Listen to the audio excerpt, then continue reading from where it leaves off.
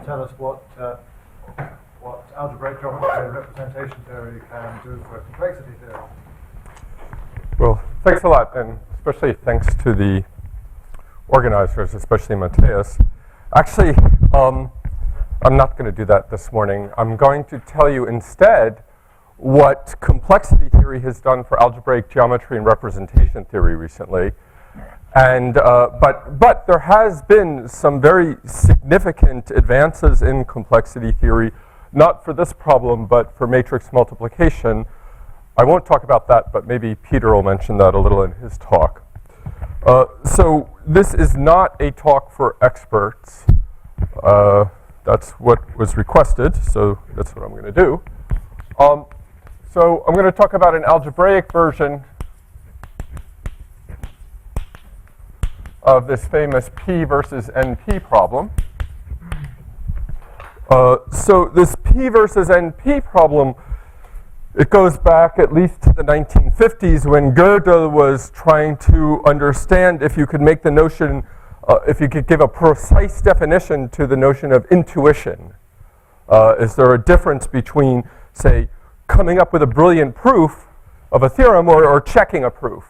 Is it really harder to come up with the proof than to check the proof? And then also in the Soviet Union, there was a great amount of research to see if in these searching problems, if a brute force search, it was somehow avoidable or you just can't do better than brute force search. So I'm going to take a sample problem which looks like, well, the heavy money is betting that you really have to do kind of brute force to solve it. And that's, does there exist a fast algorithm to compute the number of perfect matchings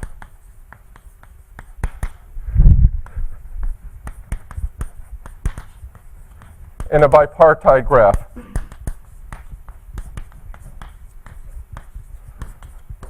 That is to say, you have 20 people over for dinner, and you have a choice of 4 or 5. You have a choice of 20 different desserts, and someone likes chocolate, another one has a nut allergy, and you want everybody, all your guests, to be happy with their desserts, and you want to count how many different ways you can make all your guests happy, if at all. And there's a polynomial that counts this. It's called the permanent. So given a bipartite graph, you form an incidence matrix where you put a 1 if the guest is compatible with the dessert and a 0 if the guest is incompatible. And then you form this n by n matrix, or m by m matrix.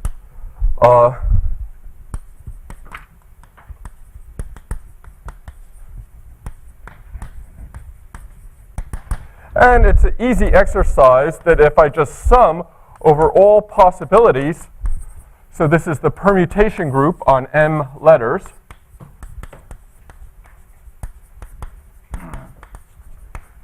of y1 sigma of 1, ym sigma of m. See, if all these are 1s, I get 1. That's a perfect matching. And if somebody's unhappy, all it takes is one spoiler, then I get 0 contribution of that term. I sum over all possible terms, and that's the answer. Now, first of all, this group, this is m factorial terms.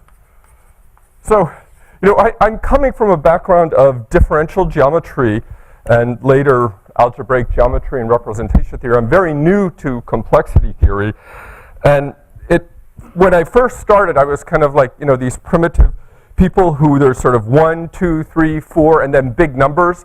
So I was like that. I didn't know, I know m factorial is a big number, but I didn't, know just how big it is compared to other big numbers. And that's something I've been learning quite a bit from the computer scientists. They really know about big numbers. You'll see another one. You can do a little better. A slightly smaller formula, in fact, can compute. So this is due to Reiser. I'm not going to write it down. With something like 2 to the m terms. And so, like I said, I now know that this number is a lot smaller than this number. Yeah, trust me. Or you can check it out. You know Stirling's formula. You'll figure it out. But that's about all they can do. That's about the best improvement. Now, if you look at this, it looks a whole lot like our dear friend, the determinant.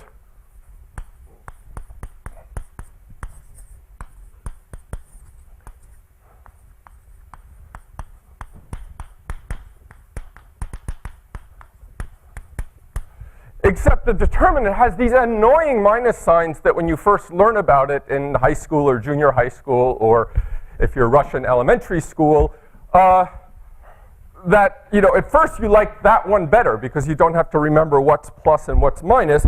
But, you see, this is n factorial terms. And n factorial is a big number if n is a big number. But nonetheless, you can compute quickly. And the reason we can compute it quickly, already we start seeing a little bit of geometry. You see, because if we take any matrix and we want to compute its determinant, if I multiply the matrix on the left or the right by a matrix with determinant 1, it won't change the determinant. So there's a large group of symmetries for this polynomial, and I can use my group of symmetries to, instead of computing the determinant of this matrix, to compute a determinant of a matrix with zeros below the diagonal. And here the determinant, if I have z1 up to zn, is just this product z1 times zn, which we all would agree that that's a pretty darn easy polynomial to compute. And this takes about order of n to the 4th operations to use my group action, which is a lot cheaper than n factorial. Well, so what? Well, then they made the rather simple observation that if I need to take the 2 by 2 permanent of a matrix, I could rewrite that as the 2 by 2 determinant of a matrix. And back in the good old days, yeah, so it's really early for David Gross to come to a lecture. I'm very honored. For him, it's 10 in the morning. Can you imagine? That's like really. Anyway, so they were hoping that you could sort of continue this process. It's only about 3 in the morning my time. That you could do similar. So there's this classical question: can we reduce the permanent to a maybe slightly larger determinant? So, for example, if I took the polynomial, we already saw that this is a specialization of the determinant. In fact, this one is too. So you just take all your entries except these and set all the rest to 0, and you get this polynomial. What's non-trivial is that this polynomial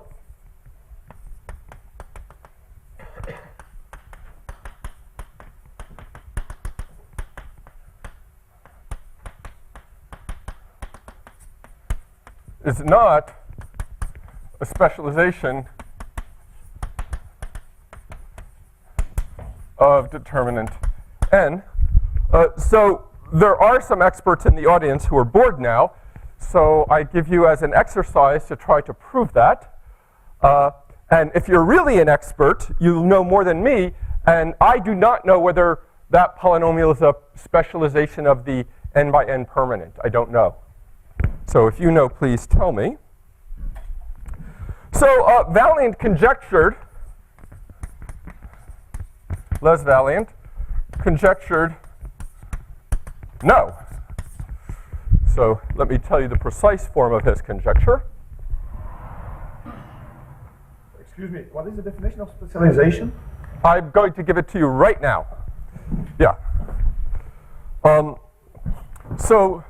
So so when I'm talking about specialization, what I really mean is changes of coordinates or setting some entries equal to 0. So to be very precise, I look at all the endomorphisms of Cn squared acts on the space of homogeneous polynomials of degree n in n squared variables.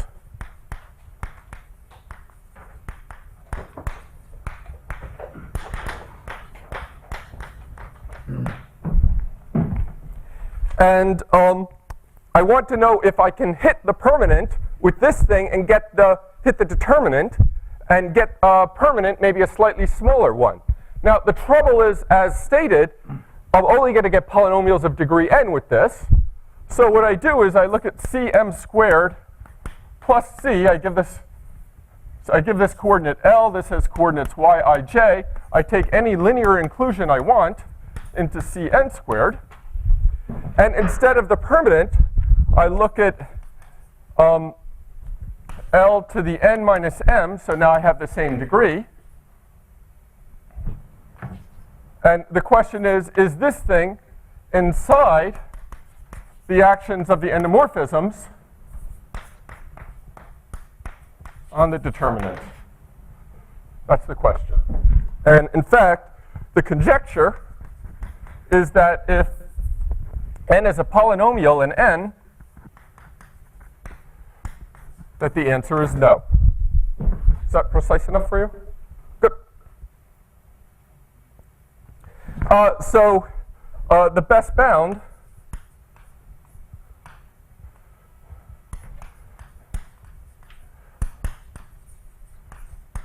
is due to Thierry-Mignon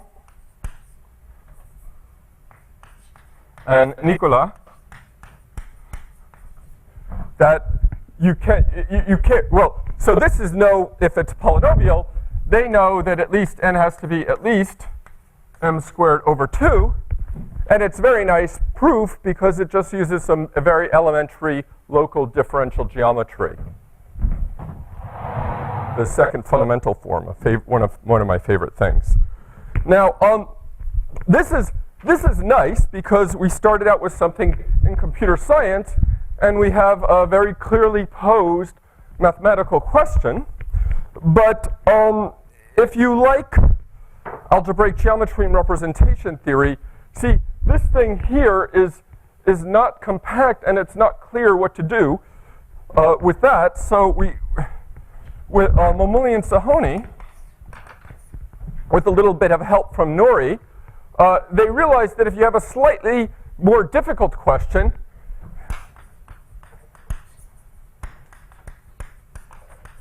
or easier, depending on which way you're betting, where your money is going,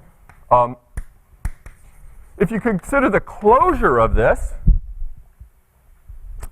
then you can start using representation theory. Because, see, this is the same thing as the closure of the orbit of the general linear group.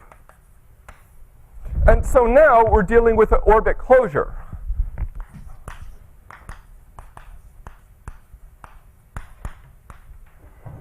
Let me give this a name. Let me call it hat det n. Is this thing inside here? And in fact, you see, if this point is inside here, its whole orbit closure must be inside here. So we could define a new variety.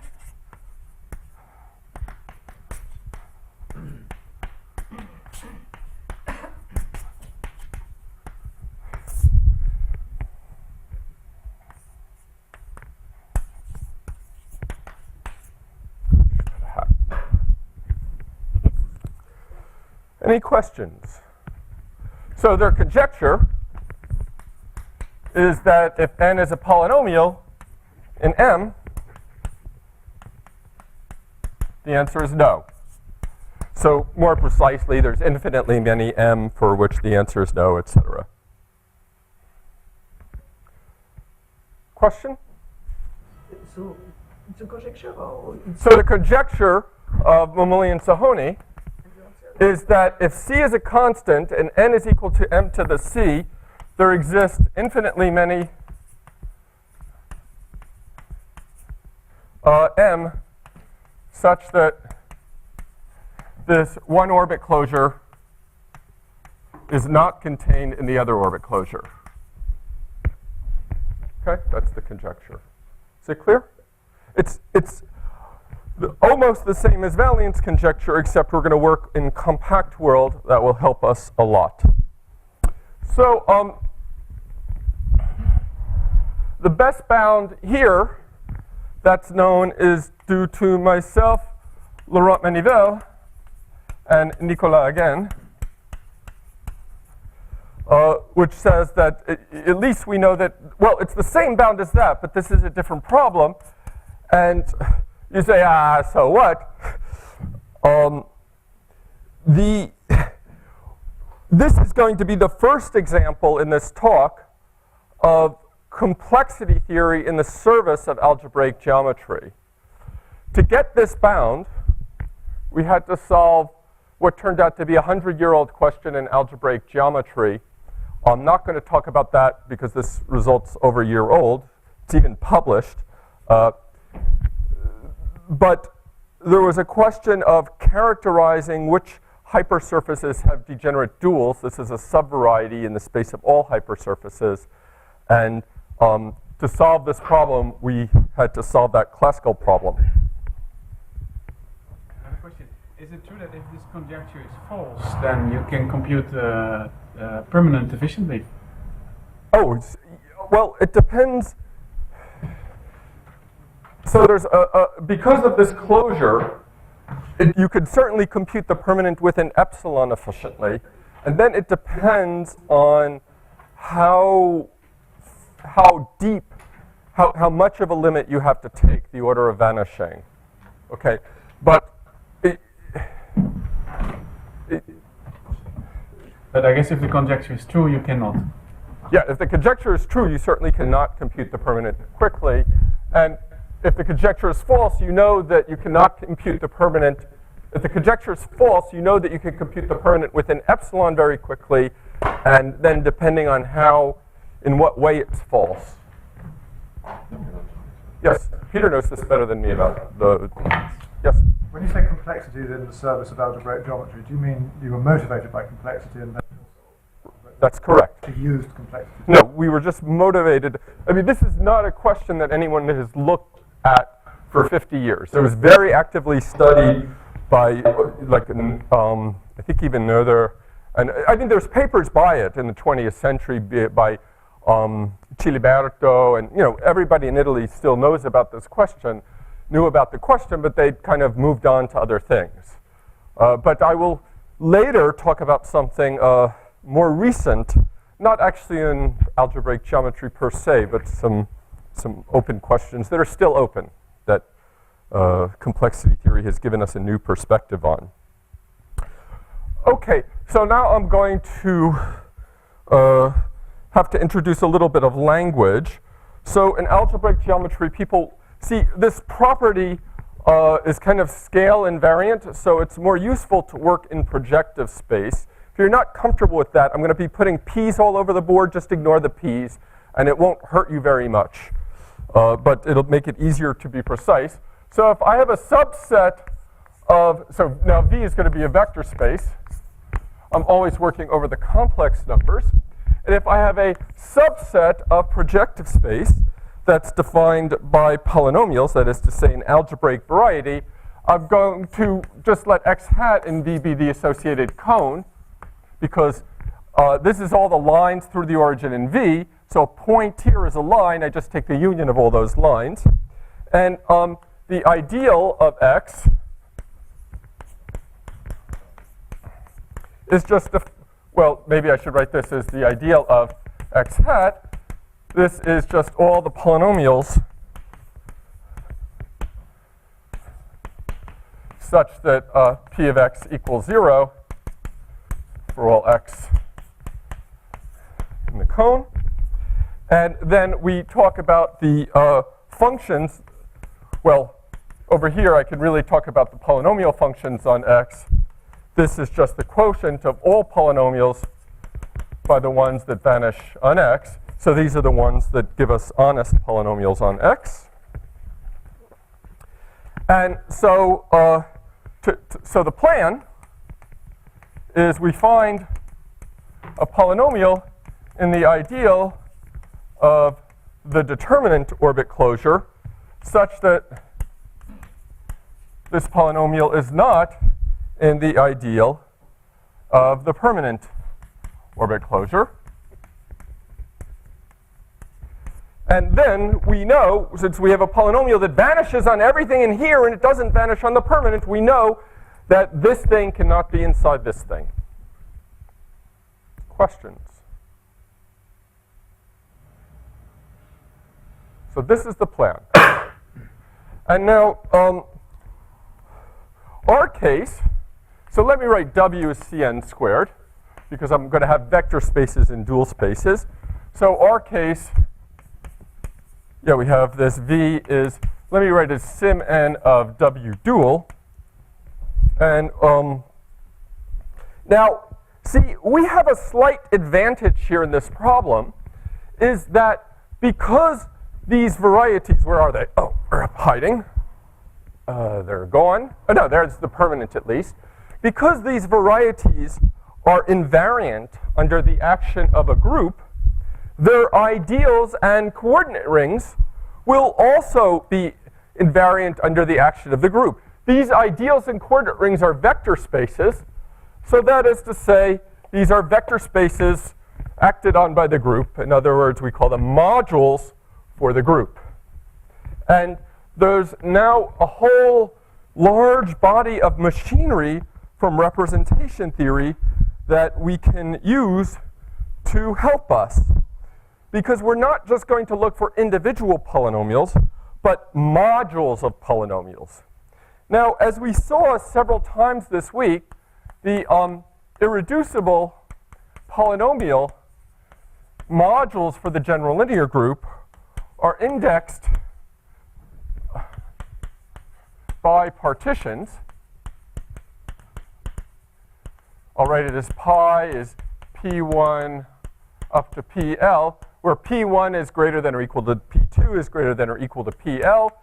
I'll write the pi is a partition of the sum of its parts. And I'll write L of pi is the length of pi.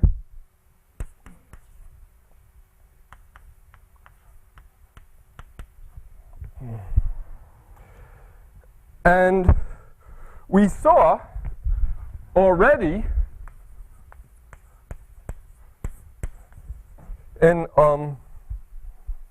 whose lecture was it? I forget. We saw already that for this problem,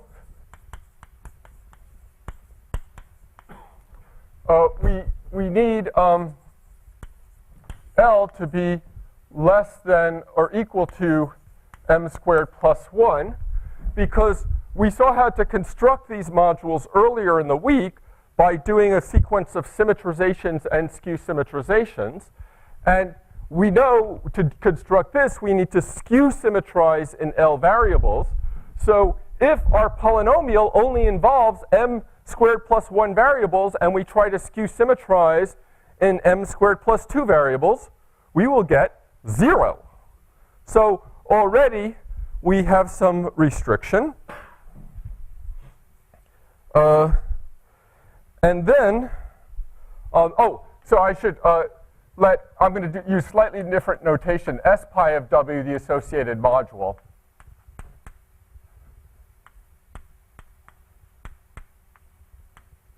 Sorry about the small font. Right. So, proposition. So we have two kind of strange things about this polynomial we're studying. Let me write it here. Oh, here it is on the board. So one thing about this polynomial, it only involves m squared plus 1 variables. The other thing is this very strange multiplication by a linear factor. That is to say, it's a reducible polynomial where one factor is some high power of a linear form.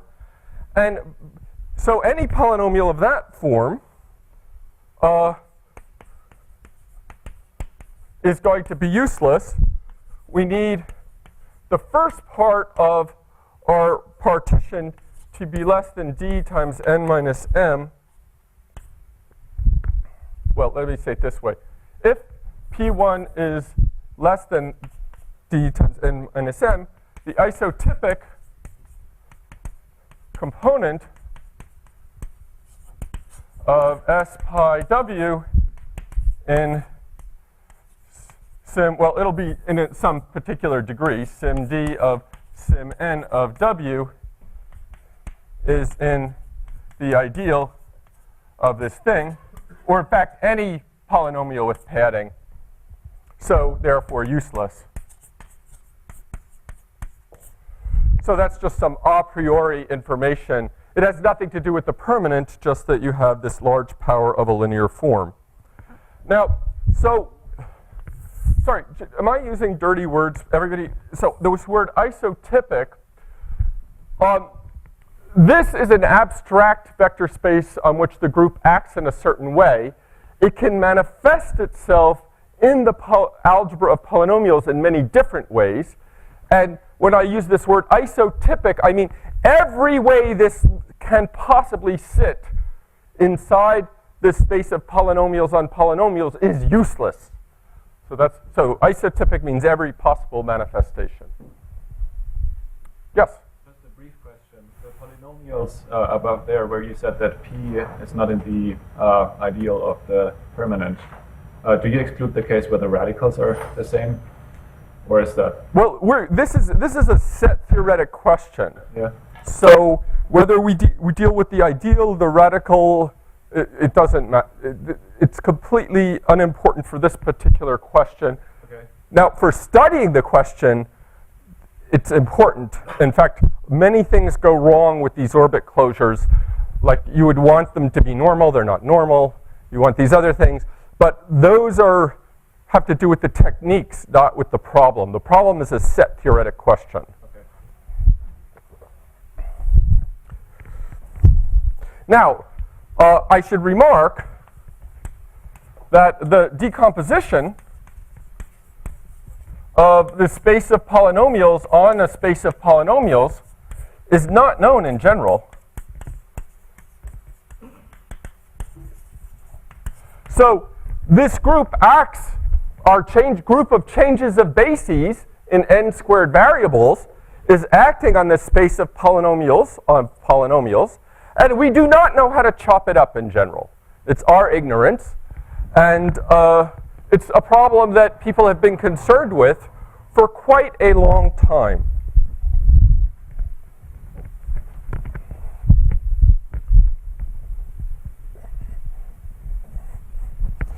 So, right, so now I'm going to give a sort of detour into some fairly standard mathematics, but I'm a little nervous because anyone who's seen this before is going to be completely bored, and I'm not sure I can accurately explain the result in 5 or 10 minutes, but I'm going to give it a try. So if instead of looking at these orbit closures, you look at the orbits, then representation theory gives an, in principle, way to determine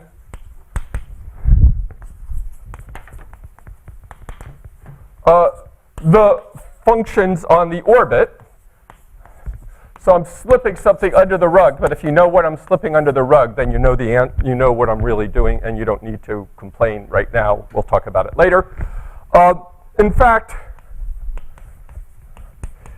so this orbit is isomorphic to the quotient of the general linear group by the stabilizer of the determinant.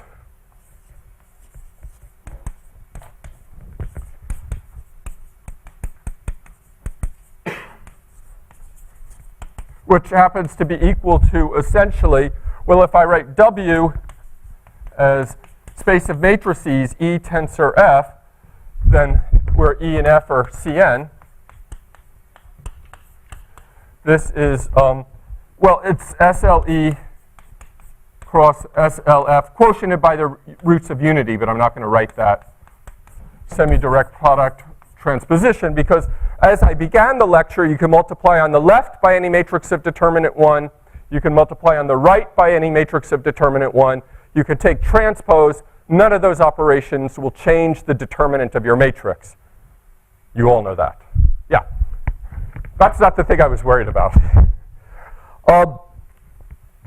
So, in fact, any coordinate ring of G mod H, there's a simple recipe. Let me give you that recipe.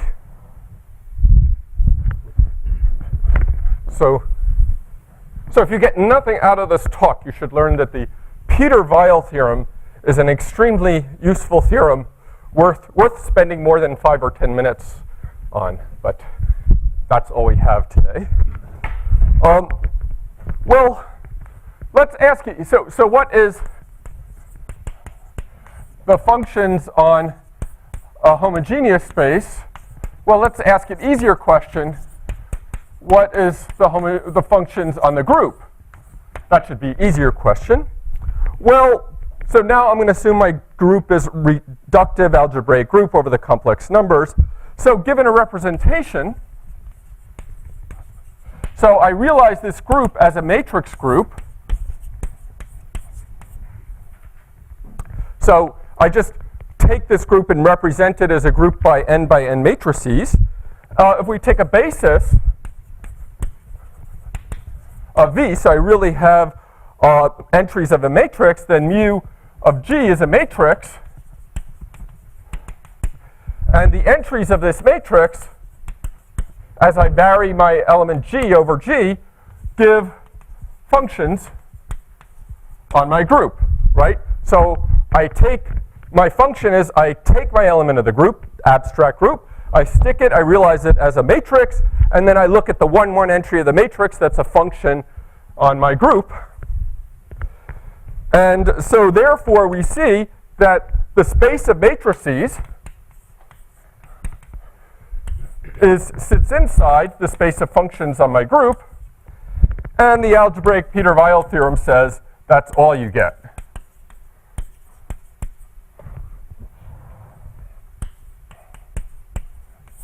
That is to say, every regular function on my group is I sum over all possible irreducible representations for my group, all non-isomorphic ways of realizing my group as a matrix group, and I just sum over the entries of the matrices, and that, as I keep doing that, I'll get all the possible functions on my group. So it's a rather incredible theorem. Questions? Now, if I have a homogeneous space, a quotient of a group by a subgroup, then a function here lifts to a function here, but that just happens to be constant on the orbits. And that's exactly what the functions here are. They're the functions here that are constant on the orbits. So if I want the functions on G mod H, this is just the functions on G that are invariant under H.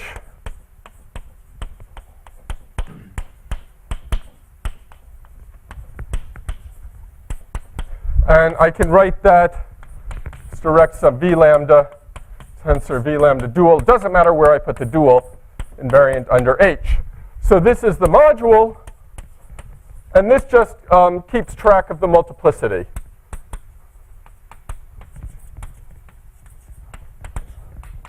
This is a vector space that is not acted on by G. It's just sitting there telling me how many copies I have.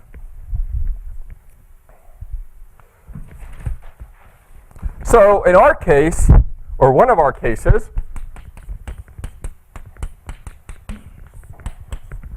oh, I already told you that. So we have, we want coordinate of this GLW dot determinant,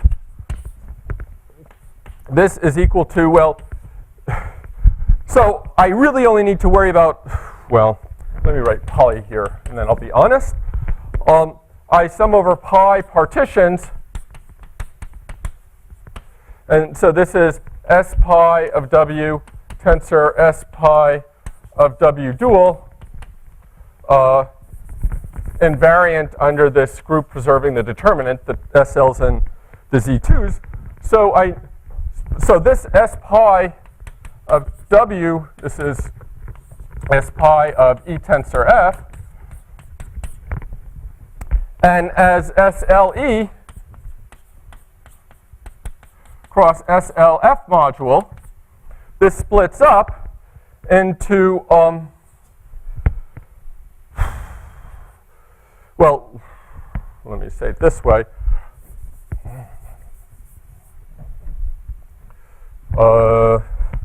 Let's do this way. SLE plus SLF. The dimension of this is the dimension of this. And this is simply equal to this Kronecker coefficient that we've seen so many times this week.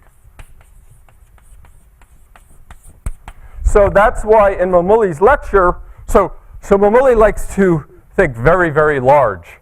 And so he thinks we should study all Kronecker coefficients. And I agree with him. But I also think that we could just study these particular ones that matter for this particular problem. These are very special. This delta to the n, that's a rectangular box, delta by n box. And this pi, in order to be useful, we've seen it can only have m squared plus 1 parts, and the first part must be large for our particular little itty-bitty problem. Not saying in general in the world. And so, but then, of course, we also have to take into account the Z2, and that will kill off another half of what's going on. But I'm just trying to give you the flavor of how, in principle, one can do it. Now, then, one has a very big issue to deal with, going from the orbit closure to the orbit and back. I don't know how to do that because this orbit closure is not normal. But on the other hand, if you could find something that does not appear in the coordinate ring of the orbit, then it will certainly not appear in the coordinate ring of the orbit closure, and then that's useful information. Any questions? So I've succeeded in boring the experts and losing the non-experts? Yes, I'm sorry. Well, then let's change the subject. So I don't think this problem is going to be solved all that soon, maybe in the next 200-300 years. So let's try and look at an easier problem. The permanent we saw had a formula of size roughly 2 to the n, despite those n factorial terms. And you might wonder, can we do the same thing for the determinant? Well, you could do a little bit worse than that. Now I know that n to the log n is bigger than 2 to the n. I've learned that. And so you can do that, and nobody knows how to do any better than that. And it's actually conjectured, at least people are willing to conjecture, that you cannot have a polynomial-sized formula for the determinant. So this is another question. Does exist a polynomial-sized formula for the determinant? I.e., so for example, this is not the end of the story. Can we write determinant n equal to some summation j equals 1 to r L1 j, this, well, maybe I put a double index, L1j, LR, RJ, where these L alpha j's are linear forms. So a determinant is not a product of linear forms, but maybe we could, where some r is a polynomial in n. So the answer is no. But of course, there's many other kinds of formulas because you're allowed parentheses and things. So that's not the end of the story.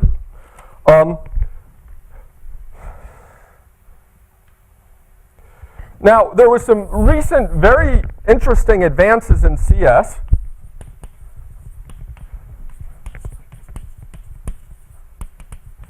So this is just a very special type of formula.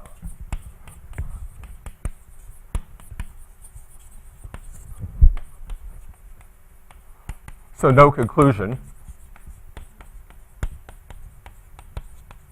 But there was some very recent advances last spring in computer science, and I can't spell the names of the people responsible. I can't even remember them, but I just write up 4 initials, GKKS. That, in my mind, is the most significant paper. Gupta and 4 other people whose... One is to die, Kyle. Yeah. Anyway. Okay. Anyway, if you look at this reference, I have all 4 of their names spelled correctly because I used MathSciNet. So, assuming MathSciNet spelled their names correctly, they did some recent advances. Now, I don't want to talk about circuits today, but basically what this is asking is there a polynomial size circuit that's a tree that will compute the determinant? And what these guys proved is that you can trade that question for asking, not for polynomial, but 2 to the square root of n log n, size depth 3 circuit. Now, depth 3 circuit, you don't need to know what that is. But the punchline is you can substitute this question for does there exist in star, does there exist a way to make star hold with r roughly 2 to the square root of n log n little omega of 1. So it grows a little bit faster than 2 to the square root of n log n. And they basically proved that that's an equivalent question, not quite because, I used L here. I'm going to use another L. What? Oh, and I mixed up my indices. This should be n, and that's r. But now I want to change this little n to a big N, and then I want to multiply the determinant. Just like I did with the permanent where I added some padding, I want to allow myself the luxury of raising degrees, and then this is correct with n times r. Sorry about that. So, you see, if you're an algebraic geometer, you say, oh my goodness, that's my good friend, the secant variety of the Chow variety. And if you're not an algebraic geometer, you just tune out. Because there's people who've spent a lot of time studying secant varieties of this Chow. This is like a good theorem. So, I mean, I didn't state it as a theorem, but we're almost out of time. Right. So now, this, well, perhaps more tractable problem converts to a very sort of classical question in geometry. Right. But I think I'm going to move on because I want to end in some kind of on time. So let me go to part 4. So, yeah, so let's let Chow n of Cn squared be the set of polynomials such that P is a product of linear factors. And this is also an orbit closure. So we could study, and this thing sits inside the orbit of the determinant, because if we specialize to diagonal elements, we get the polynomials of that form. And so we could study this regular functions here. So this is, all I'm doing is backpedaling further and further because everything is too difficult for me. So I keep trying to get to a problem that's a little easier. change the degree? N square for the degree or? So, thank you. Right. So this is just the polynomials that are products of linear factors. Now, it turns out that this thing has been studied for a very, very long time, going back to Hermite. And so a proposition that dates back to Hermite and Hadamard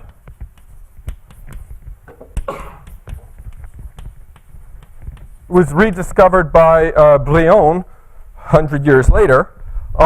There exists a natural map, well, let's say consider, because I'll tell you what the natural map is. So this thing, we want to look at homogeneous polynomials of degree d on homogeneous polynomials of degree n. And if you think of this as just sitting inside the big tensor power of w tensor to the d times n, then you can rearrange and resymmetrize to get a homogeneous polynomial of degree n on the space of homogeneous polynomials of degree d. So this is just the rearrangement map and then resymmetrizing. So let's give this a name, HDN. And Hadamard, it's really Hadamard. I'll tell you Hermite's role in a second. Hadamard said that the kernel of this map is exactly equal to the ideal in degree d of this Chow variety.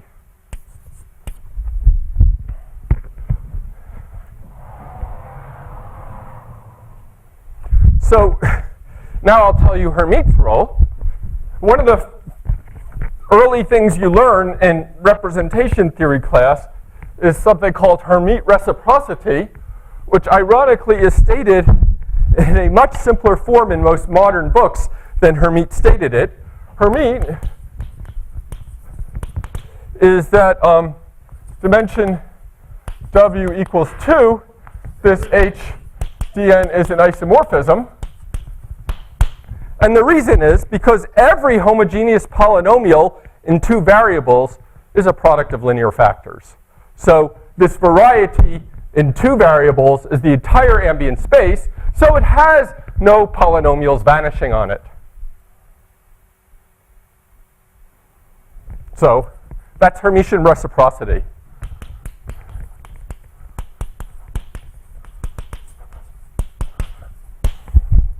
Right. So theorem, what am I saying?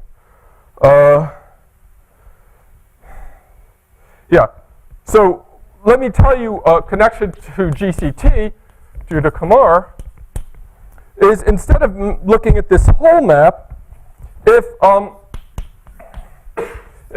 S, so n even, if for all n even, S n to the n w is not contained in the kernel of H and n, then for all partitions pi such that this thing is a polynomial,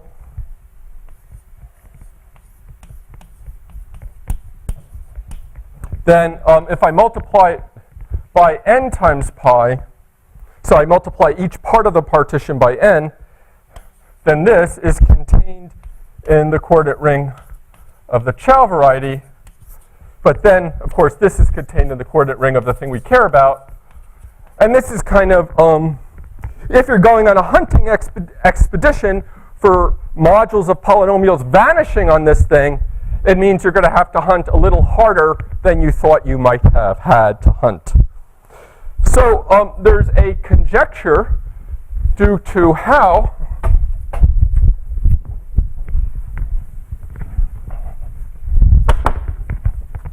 so I have to get to a certain point for Benoit. It's a conjecture due to how,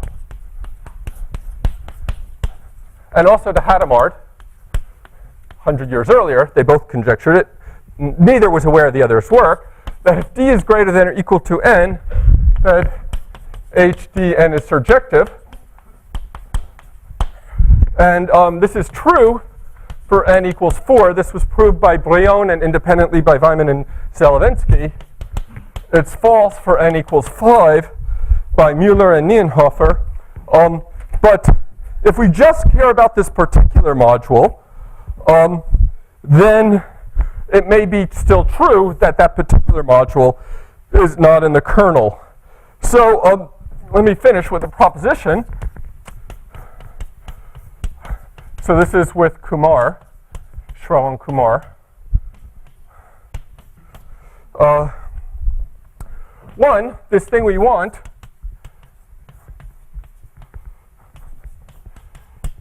it's not equal to 0. 2, let me just say it since I'm short on time. If I have an n by n matrix and I fill it with the entries from, I have its entries be elements from 1 to n, like this, 2, 1, 1, 2, such that no entry occurs twice in a row or a column, it's called a Latin square. And I can attach a sign plus or minus 1 to the Latin square because here this corresponds to a permutation of 1, 2. This corresponds to a permutation of 1, 2. So that would get minus 1. That would get plus 1. Here we'd get plus 1. Here we get minus 1. So the sign of this Latin square would be the product of these, which is 1. And if n is odd, it's very easy to see that the number of Latin squares that have sign plus is equal to the number of Latin squares that have sign minus. And Alon and Tarsi conjectured, this is a famous conjecture in combinatorics, that when n is even, that the number of even Latin squares is not equal to the number of odd Latin squares. But that's not the end of the story. That just says what we were looking at is equivalent to a very difficult conjecture in combinatorics. 3, if I take the integral over SUN, and I just take the product of the elements of the matrix with respect to Haar measure, that this integral is non-zero. And 4, so let's let yij be dual basis to xij. I confirm the permanent of y, that's a differential operator of order n. I raise it to the nth power, I get a differential operator of order n squared. I can have it operate on polynomials. In particular, I have it operate on the determinant raised to the nth power. I get a number, and this number, non-zero, is also equivalent to these things. So this one looks worst, but actually that's the one we like the most now, because unlike the number of odd Latin squares versus even, or the value of this integral, we actually have a conjecture for what this number is, and it should be n factorial to the n. Thank you very much for your time.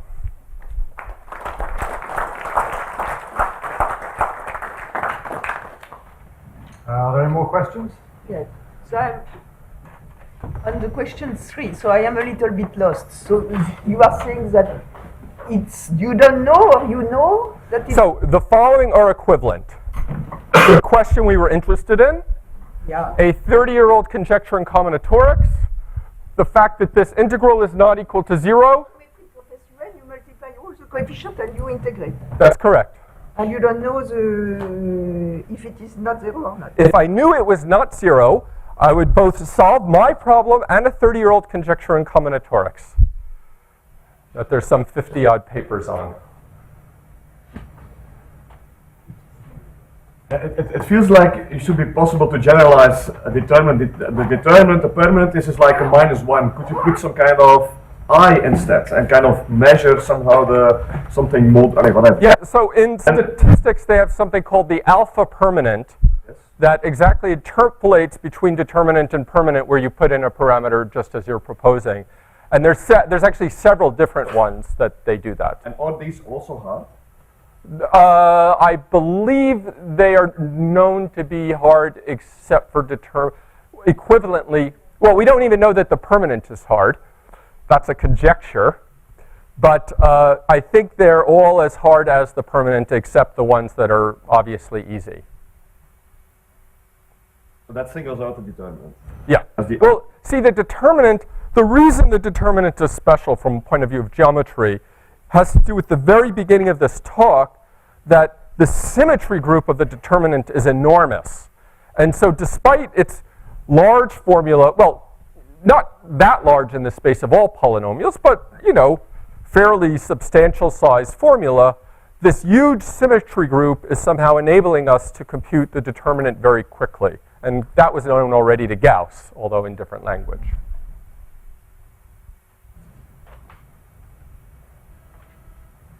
Just got a very quick clarification. But the Alan-Tarski conjecture, that says that they're never the same number. For any even value of n, yes. Yeah, and also this is true for each n. If for a given n, all these things are equivalent. But the conjecture, of course, is, and it's known up to n equals 26. And it's known for n plus a prime number plus or minus, well, yeah, a prime number, of course, doesn't work. But if you add or subtract 1 to a prime number, this is known to be true. So it's known to be true infinitely many times, and up to 26. So the odds are good, but Okay, let's thank the speaker again.